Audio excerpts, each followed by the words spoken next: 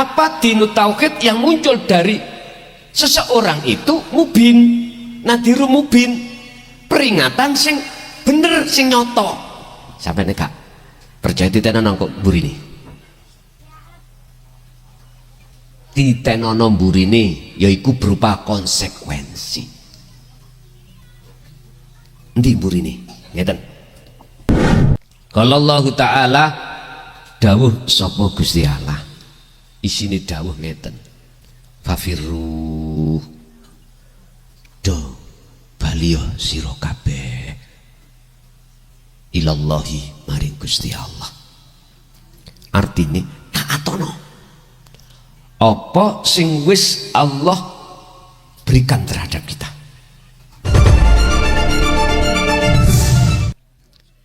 Pengajaran-pengajaran khusus tentang ruhaniyah, walaupun syariatnya berbeda antara Rasul satu dengan Rasul yang lain, syariatnya beda, tapi sumbernya dari Allah.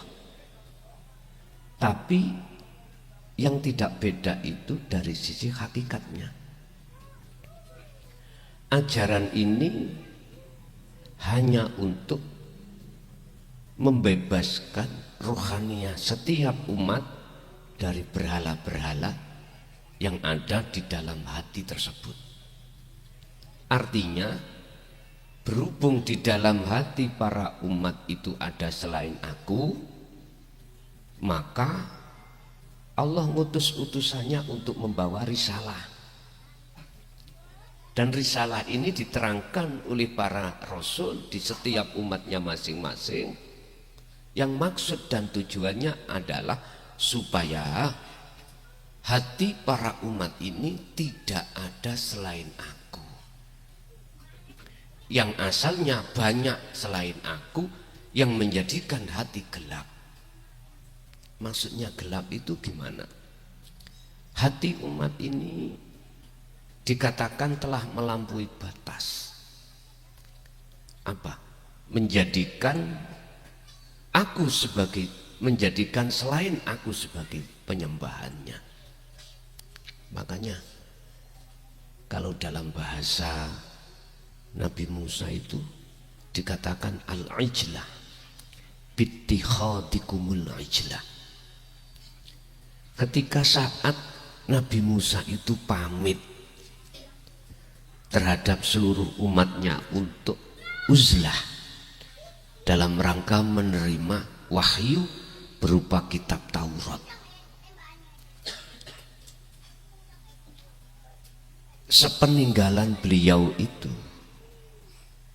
umat ini sama banyak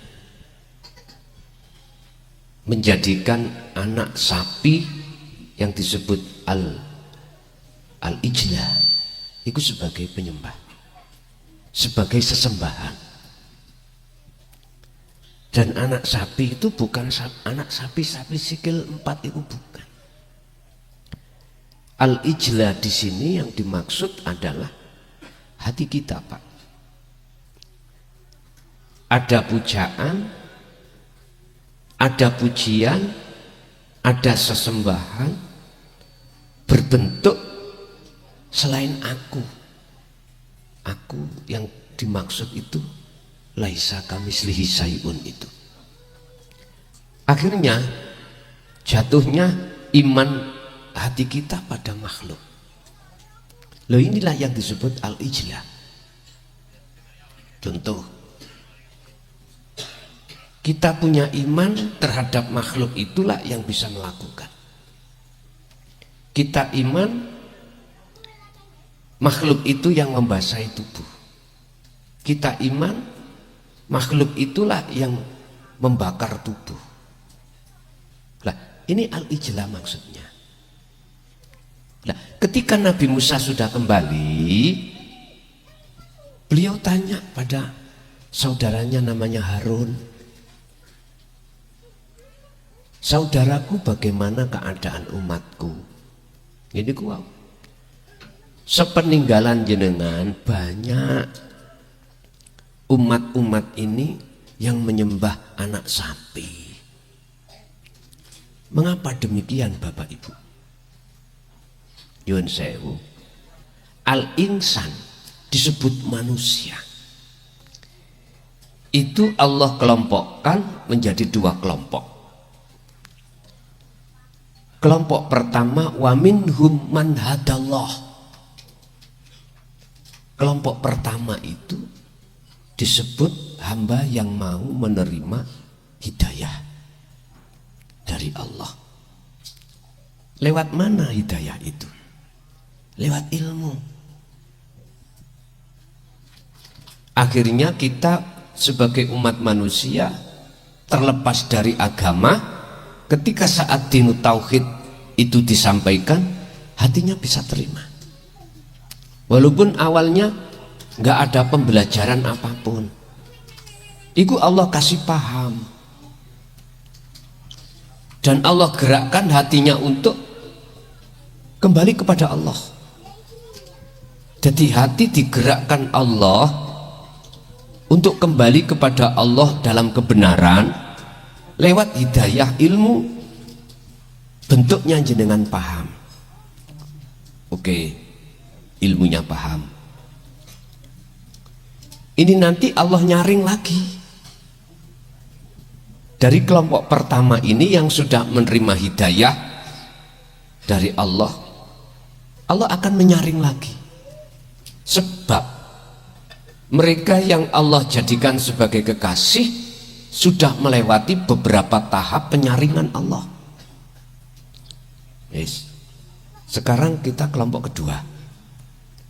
Wa minhum, dan sebagian banyak di antara mereka apa? Hakot.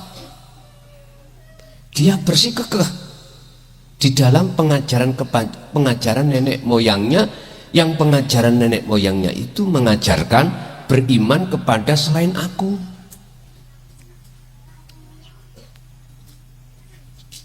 Miturut ayat, dia bersikukuh di dalam pengajaran itu.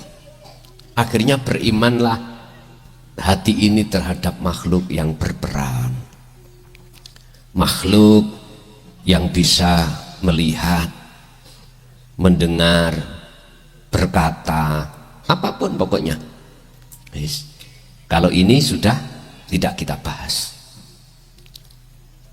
Kita bahas kelompok pertama tadi,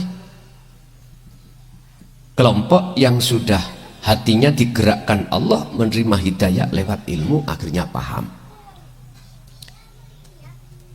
Kelompok ini Allah saring lagi. Lewat mana? Lewat ayat yang bersifatkan perintah untuk menjalankan apa yang hidayah terima tadi. Inilah Pak yang dimaksud falya'mal amalan sholihan. Falya'mal ini kata perintah. Kata perintah langsung dari Allah terhadap kita. Lakonono. Apa sing wis tak gemehno nang slirahmu. Jangan berhenti dalam satu kepahaman saja. Ingat Pak, segudang ilmu tentang masalah ini, jikalau jenengan tidak memperhatikan seruan falya'mal, miturut kami iku laksana jenengan kagungan mobil ora tahu ditumpaki, dibuat delok-delokan ning jero omah, dibuka lawange ditutup maneh, dibuka ditutup, dibuka ditutup, ora tahu. Disetater, jangankan dipakai, disetater gak tahu, dilus-lus. Dengan adanya ayat falya'mal ini untuk menyaring kita, untuk menyaring kita. Perintah lakonono, opo sing wis kok trimo, itu sebetulnya buat menyaring kita yang nantinya akan Allah jadikan sebagai kekasihnya betul-betul bersih dari segala tendensi apapun. Artinya untuk mencapai tujuan ana, selain ana itu tidak boleh ada, udah. Untuk menghilangkan selain daripada ana, harus fal yakmal amalan solihan. Ati iki kudu harus senantiasa tidak mengenal waktu dan tempat berzikir. Urusan sistemnya zikir terserah. Urusan meditasi sampean terserah. Pilih yang mana terserah. Allah sudah sampaikan masalah kholwat atau uzlah niki dalam surah Ali Imran 191. Boleh qiyamau atau waqu'udan atau wa'ala junubihim. Ya ayyuhalladzina amanu dzkurullaha qiyamau waqu'udan wa'ala junubihim. Boleh sambil rek. Sambil. Boleh sambil berdiri, duduk, bahkan berbaring. Ya napa sih niku prakteke. Entah jenengan lewat dzikir la ilaha illallah maksudnya jari, entah lewat dzikir la ilaha illahu sirri di hati mengucapkan Allah. Sing penting saged tembus. Tidak dikatakan dzikir manakala dalam ruhaniyah hati jenengan itu tidak muncul aku. Sebab dzikir niku secara lugat disebut sebagai ingat, lan ingat itu secara istilah sadar kalau selain aku iku gak wujud.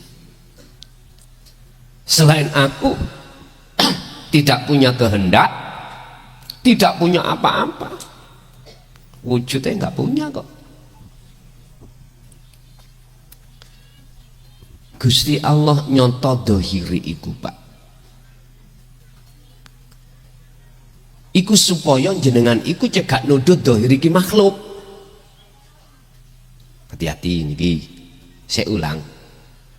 Gusti Allah nyonto dohiri iku Pak, supaya jenengan iki gak nyono dohir iki, nyono iku ngimani dohir iki wujudnya makhluk. Walaupun kita dulu didasari wujudnya makhluk sebab diwujudkan sing wujud. Asline etok-etok, ngoten lho artine iku. Wujudnya makhluk iku etok-etok. Pura-pura. Niki Sabtu kemarin kula bahas nang ngene hikam niku. Wujud Allah batin nyatane bentuke makhluk iki diusir teko batin. Supaya apa? Supaya bagi jenengan iku sing wujud batin iku mung ahad. Wis iki batin. Saiki dohir. Wujud dohir makhluk iku Gusti Allah lempit. Apa lempit niku napa? Lipat. Wis bahasa sederhana. Difanake Allah. Supaya apa? Supaya wujud dohir Allah iku nyata bagi jenengan. Ngoten karepe. Lah wujud dohir Allah nyata iku ya aku iku maksudnya ya aku ing dalam hati jenengan iku. Makanya ada istilah proses Allahu Akbar. Allah utawi batin ingsun, akbar iku nyatane batin wujud dohir ingsun. Sehingga di situ nanti kalau sudah klop batin dohir aran ora eneng, tidak ada, yang ada hanya ingsun, aku, udah. Sapa sing atine wis ana kene, siapa yang hatinya sudah di zona ini, maka ikut hamba yang tidak ada dalam hatinya anak sapi. Iki sutiran atau saringan Allah yang sudah terjadi pada diri kita. Tinggal pertanyaannya nanti ketika saat Nabi Musa nggawa kitab yang tertulis, mana di antara kita sebagai umat manusia yang bisa menerima? Ini kok kelompoknya wonten dua. Ada yang bisa menerima, ada yang tidak. Sebab iki wujude ayat yang tersirat dari Qur'aniyah dan Kauniyah. Qur'aniyah itu ayat yang tertulis niki, Pak. Kauniyah tercipta niki. Lah, sing ditulis yang tersirat di antara dua ini, di antara dua ayat ini. Secara syar'i gak bisa ditulis. Karena tersirat kok. Tersirat itu tempatnya dalam hati, yang paling dalam. Kok bisa ditulis? Lah, inilah nanti bentuk ujian yang terakhir, saringan yang terakhir. Sehingga siapa di antara kita yang lolos dari saringan ini, yuhibbukumullah wa yaghfir lakum dzunubakum. Itulah sejati ini disebut kekasih Allah. Dalam ayat lain bukan yuhbib dari kata habib, mboten. Kekasih itu dalam ayat lain surat Yunus niku aulia. Aulia jamak teko wali. Nek wali berarti mufrad, wali siji. Kalau aulia kekasih banyak, tapi di sini Allah memakai kalimah aulia. Ala inna aulia Allah. Siapa yang disebut aulia Allah? Ayat berikutnya, walladzina amanu wa kanu yattaqun. Mereka nggak cukup beriman. Nggak cukup dia beriman, tapi wakanu yattaqun, dia bertakwa. Artinya imannya ihsan. Imannya sudah ihsan, benar, berarti makrifat sudah. Makanya mengapa yattaqun? Takwa itu status, muttaqin orangnya. Lah takwa dari tiga hal, ilmu, amal, istiqomah. Ada istiqomah. Dan ini sudah kami rampungkan bab masalah ilmu amal istiqomah dalam kitab awal. Tinggal insya Allah kari 80% lah, Pak, selesai. Tinggal nanti kita mencetak, dan sebelum Ramadan ini insya Allah sudah bisa dipakai khususnya oleh golongan syariat dan thariqah. Bisa dijadikan sebagai rujukan atau muqabalah, perbandingan.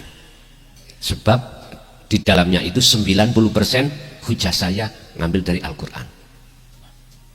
Al-Hadis itu cuma sedikit, apalagi ijma' qiyas. Di dalam kitab awal itu, ini untuk membuka umat yang masih berstatus di syariat dan thariqah. Lah, kitab akhir ini nggak bisa diterima oleh golongan ini. Jikalau golongan dua ini belum memahami dan melakukan dzikir la ilaha illa anta atau dzikir sirul asrar. Sebab jalan hanya lewat dzikir sirul asrar itulah kau akan bisa sampai ana. Makanya dalam Al-Quran kan tahapan 4, la ilaha illallah, la ilaha illallah, la ilaha illa anta, la ilaha illa ana. Untuk sampai ke ana harus lewat anta. Lah, Bapak Ibu hadirin jamaah rahimakumullah, jenengan untung Allah sudah mengingatkan kita, untung Allah sudah mengingatkan maksud daripada perbuatan rohaniah kita sehari-hari. diingatkan waspadalah dengan apa yang dimaksud al-ijla, anak sapi itu. Terus tidak hanya kita diingatkan, tapi juga kita dikasih Allah modal atau solusi bagaimana itu tidak akan bisa masuk di dalam hati kita. Untung Pak. Dan ini semua Rasul melaksanakan tugasnya yang disebut sebagai risalah tadi. Tetapi ingatlah, miturut surat Az-Zariyat ini 50 dan 51, ternyata setiap diri Rasul umatnya itu sejarah terulang kembali. Apa? Pengkhianatan. Di situ ada dua kelompok. Tadi saya katakan. Ada kelompok yang disebut sebagai al-mu'minun, ada kelompok yang kedua disebut al-kafirun. Al-kafirun itu golongan yang ingkar. Nah, terus kedua-duanya ini Bapak Ibu membawa konsekuensi masing-masing, baik di dunia lebih-lebih di akhirat. Apa yang Allah berikan terhadap kita, konsekuensinya itu sesuai dengan apa kita sebagai kelompok masing-masing. Makanya diulang itu ada kesadaran dalam diri kita sebagai umat manusia. Pun monggo kita bahas surat Az-Zariyat ayat 50. Kalau Allah Ta'ala dawuh sapa Gusti Allah, isine dawuh ngeten, fafirru do baliyo sira kabeh ilallahi maring Gusti Allah. Artine taatono apa sing wis Allah berikan terhadap kita. Tadi kita kan sudah beriman Pak, sudah beriman. Sekarang iman itu jadikanlah sebagai iman yang ihsan, carane kudu naati. Maksud mentaati adalah wa amilus sholihah, dikira. Jangan cuma dikir di lesan, tembusno dikir ning ati sampai anak. Artinya apa? Ngeten Pak. Dohir sampai ngucap Allah, dohir sampai ngucap sakliyane Allah. Apakah tahmid, apakah tahlil, apakah baca Quran, apakah apapun, dikatakan tembus, nek yang ati sampai ini akan muncul akunya Allah, yang segala-galanya yang mojo tadi. Iki saya katakan tembus. Nek bahasa proses, rasa yang ada dalam hati jenengan itu bukan rasa makhluk. Rasa itu iman Pak. Iman yang sudah ihsan. Apa? Aku Allah. Kan sudah saya kasih skema. Ning dalam roh iku jerone ana rasa. Suar. Atau boleh saya maksud adalah ihsan. Sak jerone ihsan atau imanul haq iku ana sing jenenge nur makrifat atau cahaya. Sak lebeti cahaya iku ana namanya, maksudnya Allah iki bukan nama, urip. Dalam kurung inilah yang disebut ana, ingsun. Sistemi dzikir yang tembuskan wonten hati atau roh. Lesane iki ngucap nopo, tubuhe beraktivitas apa, terserah. Apakah tubuhe nembak, sholat, tubuhe kerja, baca Quran, apapun tanpa kecuali. Dalam hati jenengan, dalam roh itu ada pangroso, ada imanul haq, yang disebut sebagai ihsan, itulah wajah roh. Dupno wajah roh iki nang urip. Artine ati sampean iku diwajibkan untuk tidak ngaku-ngaku apa yang jasad lakukan ini. Hati sampean dituntut untuk yang muncul dalam diri jenengan iki ana atau akunnya Allah, wis gampangnya itu akan bisa muncul manakala nur makrifat cahaya ini dinyalakno. Artinya Gusti Allah iki gak nyalakno, tidak menyalakan nur makrifat dalam hati hamba manakala dia olehnya berzikir jasad ini tidak disertai pangrasa. Mboten saged. Jadi ini ati sampean kali kula tambah gelap. Apunten ya, kula mboten bukane kok ya ngelokno wong tukang dzikir lesane tentang asma Allah atine ndak. Justru saya kasih motivasi. Jangan gitu.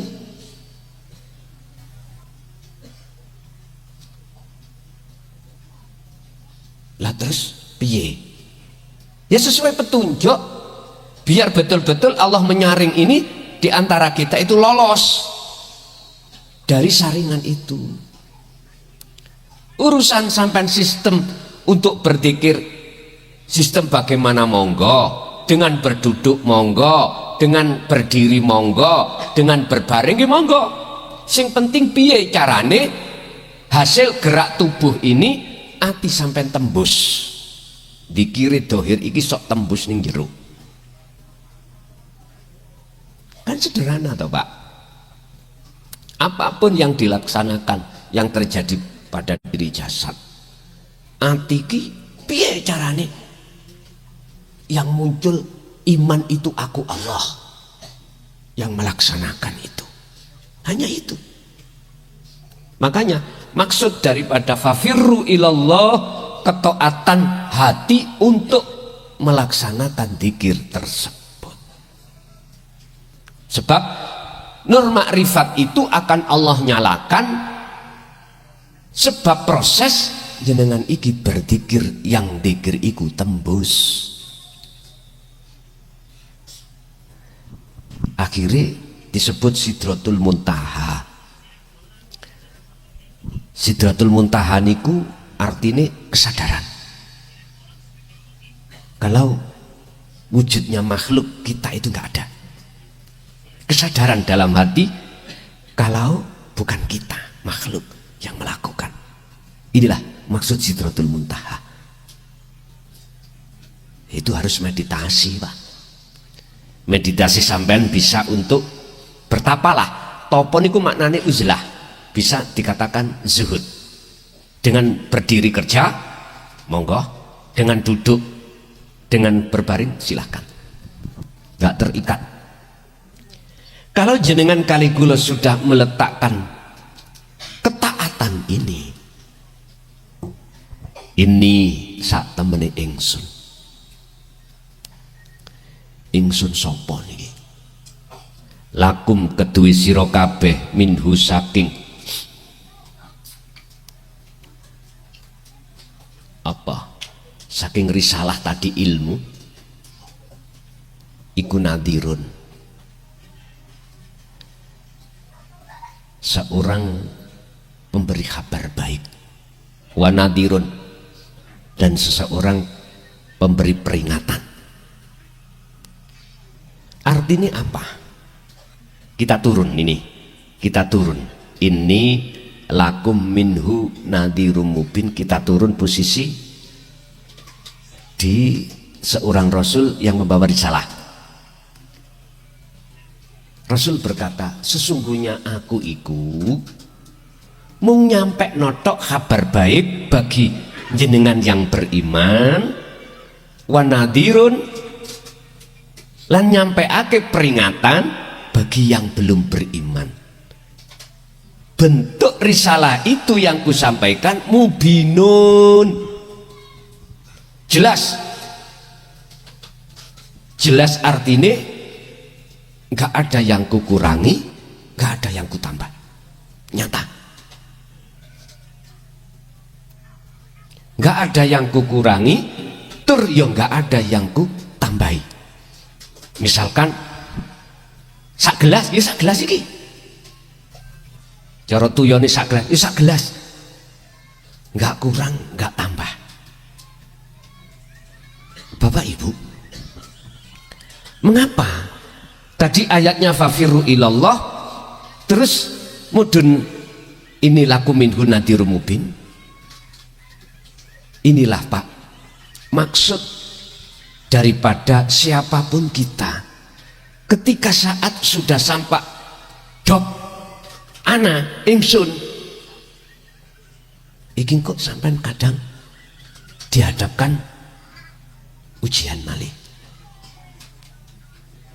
Pertanyaan dalam ujian muncul anak ingsun Allah, aku Allah, opo aku makhluk. Satu, maksud ini laku minhu nadhirum mubin. Jadi ayat ini mboten enten basirun tapi nadhirun tok. Mengapa demikian? Ini khusus untuk peringatan bagi mereka yang apa? Wangkot. Ngerti wangkot Pak? Hati yang keras. Umpama orang ngoten ketika saat hidayah dikasihkan Allah menolak. Ketika gelas itu mau dikasih air menolak karena ada tutupnya. Jadi air nggak bisa masuk. Menolak. Makanya bahasa nadir. Nadir itu peringatan yang nyata, mubinun bagi mereka yang ingkar. Nah, kalau ayat ini kami tarik golongan kita yang masih tolak, masih belajar, belum melaksanakan, berarti artinya kita tidak boleh paham aja, harus ngelakoni, harus ngelakoni. Artinya kita nggak cukup Pak mung bim salah bim ngaji tok, nggak cukup. Ilmu itu akan bermanfaat tatkala ilmu itu sudah diamalkan, dilakoni. Al ilmu bila amalin kasajarin bila samarin. Ini cara Kanjeng Nabi dawuh iku ngaten. Ilmu iku ya laksana tumbuh-tumbuhan, pohon. Pohon itu tidak bermanfaat kalau pohon itu tidak berbuah. Pak Tani nandur pohon, mesti tujuannya itu golek buah. Nandur jagung, nandur padi, bentuk akhirnya tujuannya adalah mendapatkan buah-buahannya, wowori. Tapi ini jagung kok gak berbuah, berarti gak manfaat. Sama ilmu ya juga begitu. Lah munculnya sebuah ilmu itu dikarenakan diamalkan.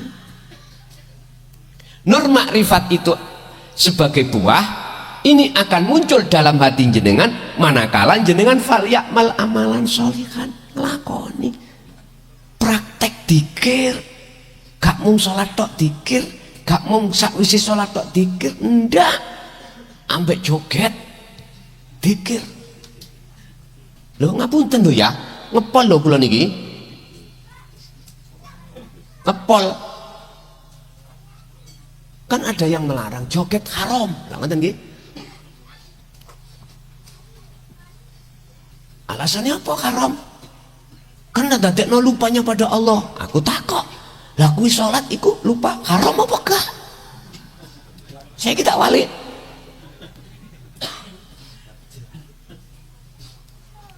Karena joget penuh syahwat. Wah. Terus kalau takok cak nek angsal, jenengan waktu sholat terus lupa pangeran iku haram apa gak? Diem. Ya aja ngono. Ingat, aqimis shalah li dzikri. Jasadmu nglakoni salat iku semata-mata atimu iku ben eling. Enggak ora eling blas nang aku. Ayatnya kan ngeten, Pak. Aqimis shalah li dzikri. Ngeten ta? Li dzikri. Nah, niki ada ya mutakalim. Kembalinya aku. Kebanyakan itu aku makhluk, akhirnya ning atiku yakin aku sing nglakoni. Berarti ku dikira gak tembus, Pak. Cara nembak beruang gedene kaya ngono, ora kenek-kenek, melenceng. Apa maneh kok nembak manuk emprit. Beruangnya gak iso apa maneh manuk emprit. Gusti Allah lho Pak gawedhe. Ora kenek-kenek ae. Meleset.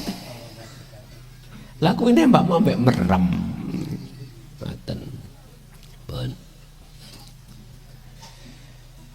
Oleh sebab itu wala taj'alu lan ojo ndadekake sira kabeh ilahan ing pangeran akhara kang liya ma'allahi sertane Allah. Niki kula nggawe sistem kalimah iki cek gampang dipaham.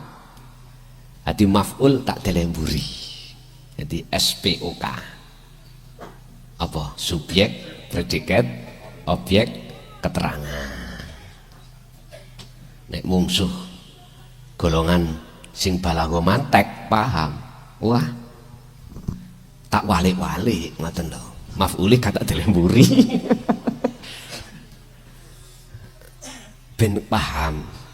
Terus pertanyaannya, maknani ngoten niku nek cara Quran angsal napa mboten? Tergantung sing jawab. Kadang-kadang nasab dibaca apa namanya rafa itu tergantung statusnya kok. Tapi ngeten, tetep Quran ya Quran, ngoten lho Pak. Wis ben ngono kuwi. La tajalu ojo podo, janganlah kau menjadikan ma'allahi sertane Allah ning atimu, enggak menjadikan apa? Ilahan, ya. Artinya pangeran akhara kang liya. Artine ayat ini, Pak, ning atimu aja ana saliyane aku. Lho ngoten niki. Karepe ngoten. Niki nek saya tarik ke syariat, ning atimu aja ana saliyane Allah. Lho ngoten lho. Jangan ada wujud saliyane Allah. Jangan ada. Jangan ada. Loh, ini sudah berkali-kali diperingatkan oleh golongan awal Mbak ya. Yang golongan ada amanu dengan golongan yang kafarun. Golongan yang menerima hidayah, golongan yang tidak mau menerima hidayah. Ini sudah berkali-kali Allah sampaikan, mulai dari Rasul siapapun, ini yang disampaikan cuman ini. Secara rohaniah ya. Nah secara jasmaniah macam-macam. Saiki zamane Kanjeng Nabi Muhammad syariate jenengan bepergian ya, bawa onta, bawa keledai, numpak kuda. Zaman sekarang syariate beda Pak. Nang masjid sampean nek sampean ngikuti syariate Kanjeng Nabi murni gawa unta. Nggawa unta, setidaknya itu mbuh sepeda bikinan kaya unta.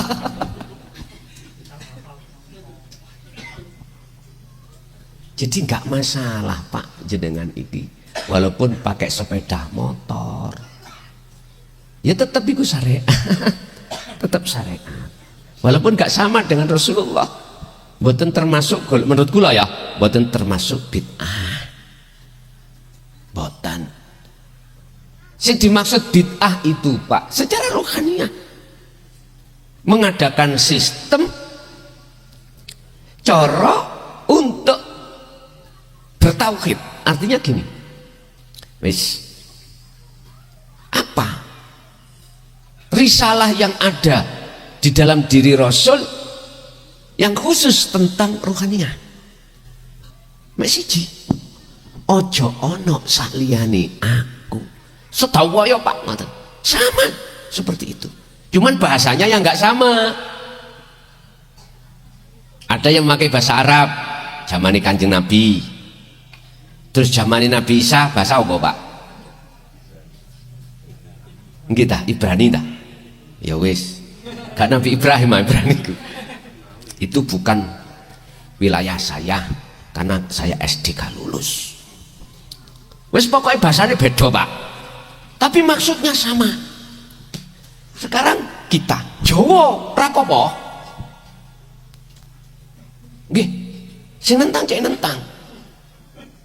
Nggih ngapunten Kang Kata, sepurone sing akeh. Saya dilahirkan Gusti Allah iku dadi wong Jawa, ya. Nek wong Arab ngomong nek gak Arab gak sah. Mohon maaf ya Pak. Aku boleh ngomong rada keras. Keras yang ini. Siapa sih gak kepingin dilahirno ning dunya dadi wong Arab? Semua kepingin. Tapi wis karepe Allah, cok, aku iki dilahirno dadi wong Jawa.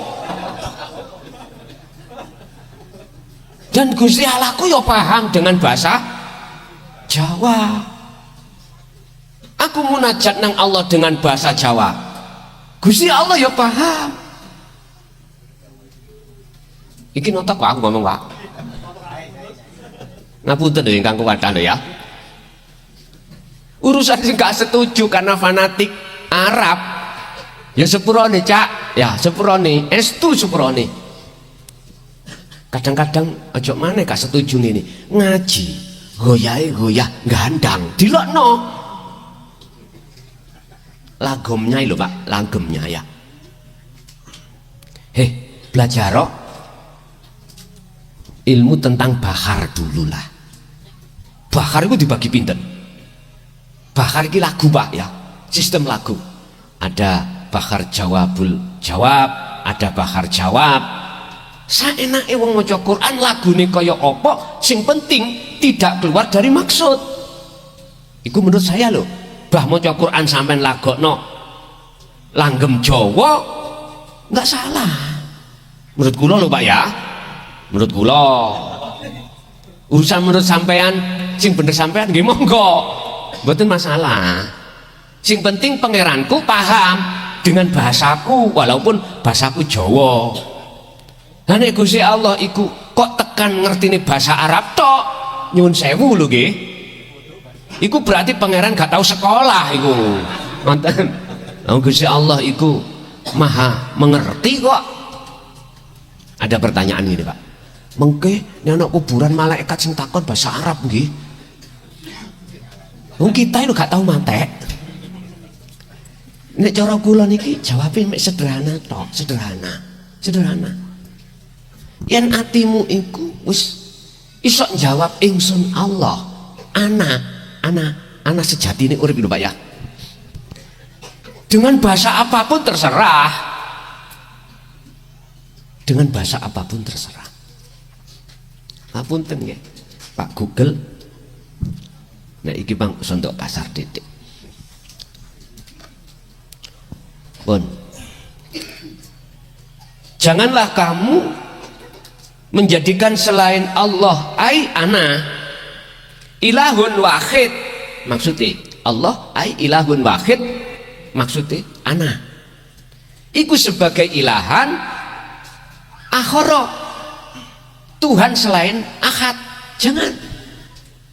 Intine Pak ning ati sampeyan niku ojo sampak muncul iman sakliyane ingsun dalam hal apapun, baik yang berkenaan langsung dengan kita pribadi ataupun di luar kita. Pun. Sebab ini sak temene ingsun lakum kedue sira kabeh minhu saking risalah tadi atau saking apa yang menjadi peringatan mang isine iku nadirun, aku iki mung ngelingno tok. mubinon sing bener sing nyata. Berarti tak tegesno apa dinu tauhid yang muncul dari seseorang itu mubin, nadiru mubin, peringatan sing bener sing nyata. Sampai nih kak percaya titenono kok burine, titenono burine yaiku berupa konsekuensi. Ndi burine ngeten sing basiron, kabar baik. Siapa yang hatinya muncul di dalam hatinya aku ingsun Allah dalam setiap kondisi apapun urip iki, amen tinggal lah atine ayam, atine ayam karena dikira tembus. Satu, ini urusan rohaniah hati. Yang kedua, siapa yang dikirnya tidak tembus alias aku yang muncul itu makhluk sugiyo kaya apa sik gelisah, orang duweni tenang. Walaupun jenengan sudah punya istri, punya suami, punya anak, sandang pangan cukup, papan semua, wis tah hatimu mesti rasa yang ada dalam hati gelisah, khawatir. Sik mending wong sing ra duwe kuwi gubuk omahe bahkan misor jembatan tapi anteng atine. Jenengan kali kula sik mikir meni apa anakku, meni apa pekerja aku, meni apa wis ramari-mari munting. Iki urusan rohani. Lah urusan jasmani konsekuensinya entenono.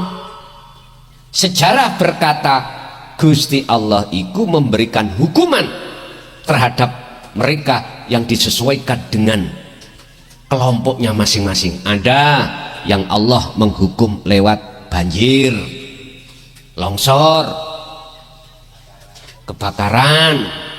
Nek kita bahas ayat Muziat niki angin, Mbak, berarti angin topan sing gulung makhluk iku akhirnya nggih sedo digulung.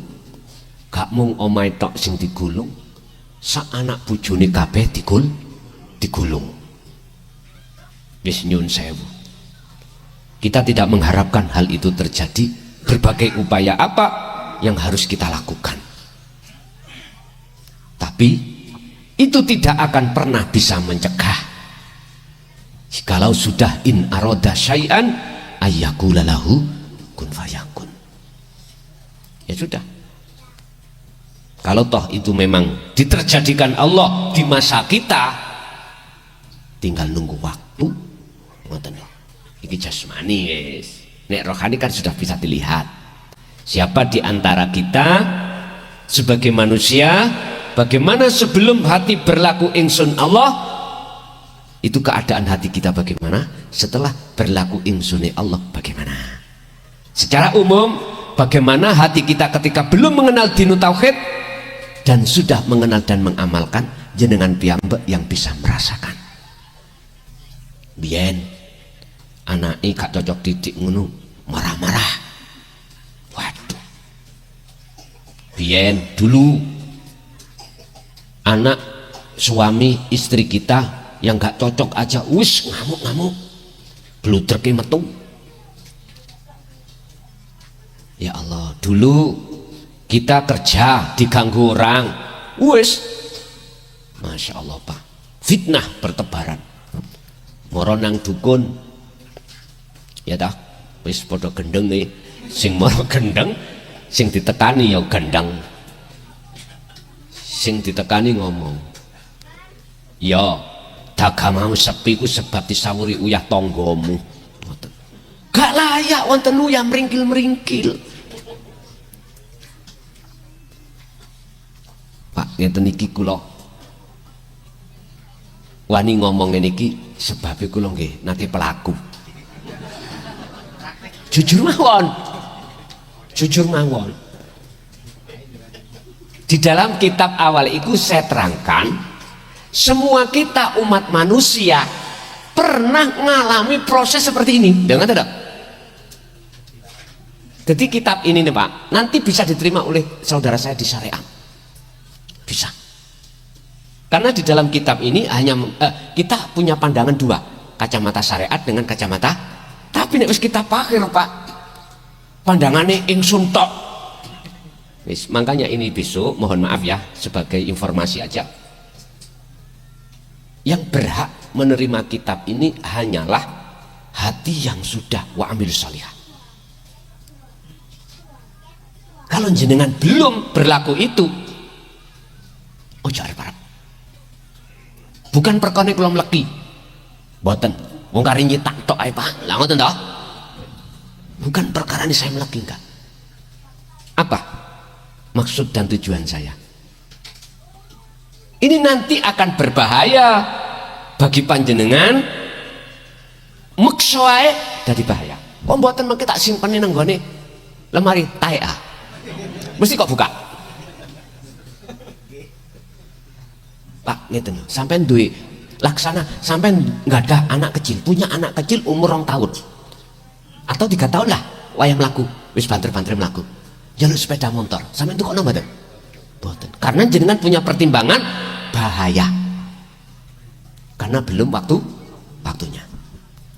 Nanti kalau sudah dewasa dengan sendirinya gak usah minta, mesti dikasih kali bapak. Saknare anakku budal sekolah mancal, tonggo-tonggone kanca-kanca sepedaan motor, anakku melaku. Wis ta, jenengan sebagai wong tua gak mungkin menunggu dimintai. Itu otomatis, Pak. Otomatis. Jenengan kagungan putra, bar nikah, durung gawe omah, ngontrak. Wis ta. Wong tua nek tegas, gak usah dijaluki. Digaekno panggonan omah. Tapi wong tua sing gendeng ngejarno anak terlunto. Lah niki wis sampean ngengen dhewe sampean. Tapi aku yakin jenengan kalau sudah bertauhid gak mungkin dadi wong tua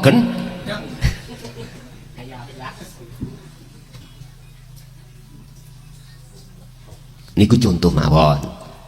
Berarti nek umpama kula paringi tetep berarti kula gendeng.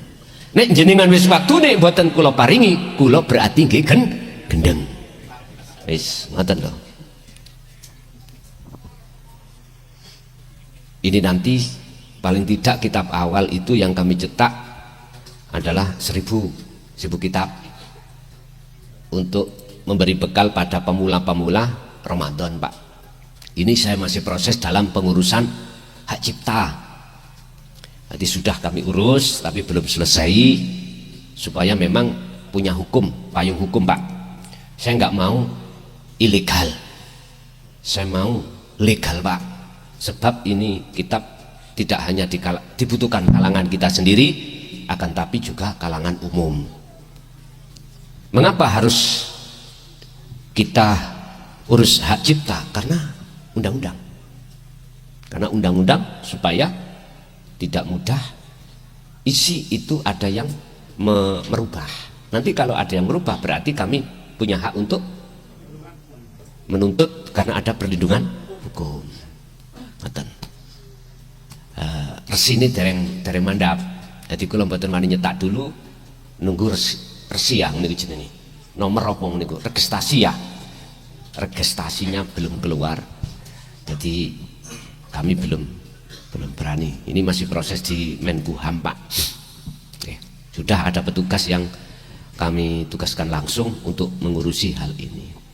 Ngoten. Biar secara negara kita nggak salah, secara agama juga begitu. Urusan sing ngelokno wis iku wis gak masalah. Terakhir ayatnya, kadzalika utawi mengkene risalah yang disampaikan iku ma apa ata kang wis den tekaake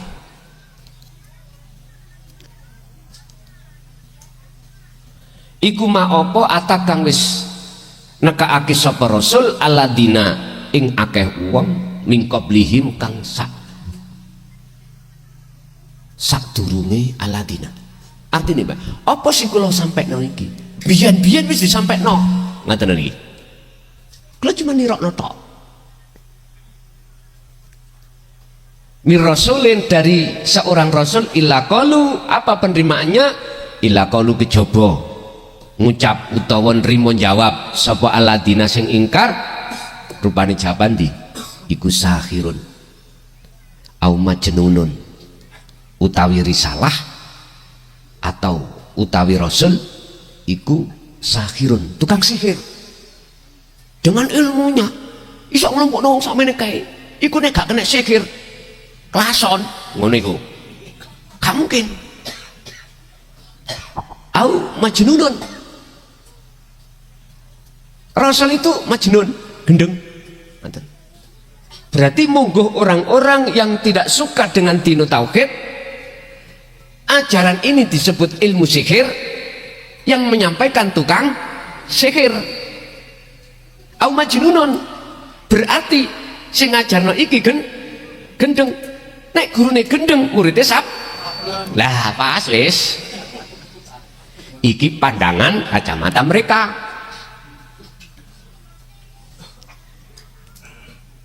Wong sing paling bebas iku Pak, wong sing kelangan wong. Bebas sembarang kalir, bebas hukum. Wong gendeng niku bebas hukum. Sampeyan takok, wonten Pak polisi iki utawa lawyer bagian hukum, wonten nah? Bisa enggak orang gila itu dijatuhi hukuman?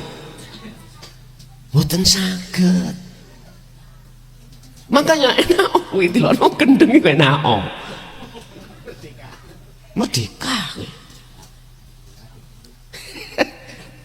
Pak luwih apik gendeng nang Gusti daripada gendeng nang bojone wong li.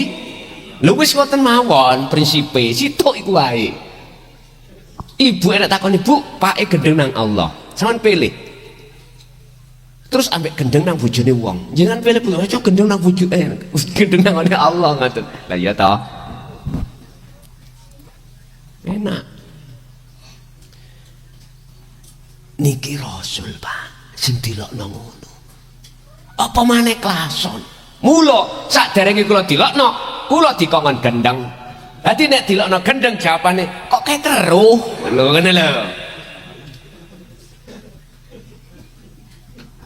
Itu untuk mencegah jenengan iki gak metu amarah. Sebab wong dilokno gendeng iku temen gak enak Pak. Ben ati sampean iku adem. Digendengno Gusti Allah sik. Terus akhirnya jawab lagi rusak iki ya. Boten napa-napa. Bon Bapak Ibu hadirin jamaah rahimakumullah, kesimpulan secara ruhaniyah itu sudah bisa kita lihat konsekuensi di antara dua kelompok. Kelompok yang mau terima hidayah lewat dinu tauhid dengan tidak, ini sudah jelas. Dan secara jasmaniah tinggal kita menunggu waktu kapan umat iki dilibas Gusti Allah. Makna azariyat ini adalah angin. Jikalau nanti suatu saat kapan Gusti Allah gulung umat ini lewat angin, ya urusannya Gusti Allah. Berarti ngajine terakhir tutup angin. Wis kali ngono ae kok bingung. Jenengan kali gula wis gak bingung maneh karena sudah tahu di antara dua golongan itu mana, dan kita sendiri juga sudah merasakan sendiri, sudah membedakan di saat hati kita sebelum mau menerima ajaran ini dan sesudah. Jenengan sendiri yang bisa membedakan.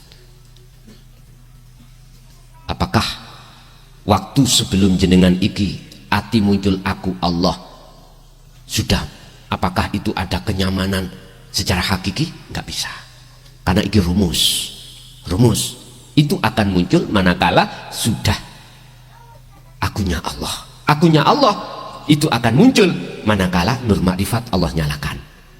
Nur makrifat akan Allah nyalakan pada hamba yang hanya dikehendaki dikarenakan terus menerus falyamal amalan solihan, yaiku berzikir. Pun kesimpulannya ngoten. Bapak Ibu hadirin, itu apa yang bisa kami sampaikan untuk pun ngoten mawon. Ngapunten kang kathah, sedaya muga-muga dadi ilmu ingkang manfaat barokah terhadap kita dan anak keturunan kita, keluarga kita ila yaumiddin. Lahumul Fatihah.